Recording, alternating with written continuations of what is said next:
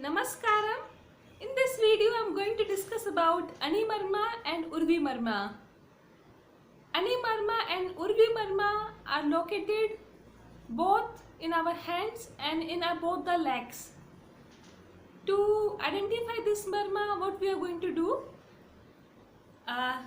For our hand, I will take my elbow crease. I take this point, elbow crease, and from elbow crease I am going to go 4 fingers up. So I am going to take the midpoint, the perpendicular one. I am going to take the midpoint. So I am going to take the size of 4 fingers. So 4 fingers I am taking. So I am going 4 fingers up. So I go 4 fingers up. From this midpoint I am going 4 fingers up. So this is where my 4th finger in the perpendicular middle, this here, this is my Ani Marma. And for locating my Urvi Marma, I am going again 4 fingers up. You can take the measure of 8 fingers directly, so you go up here. So here you have Urvi Marma. How to stimulate this Marma? To stimulate this Marma, you can use 15 to 18 times.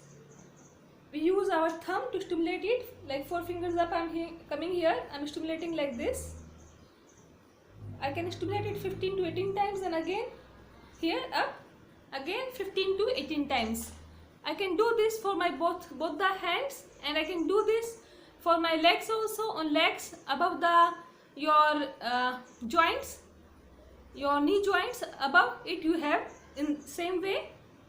So why we are using this Marma? This Marma, all the edematous and then inflammatory diseases, they can be treated of the limbs of your hands, and this can be treated with these Marmas.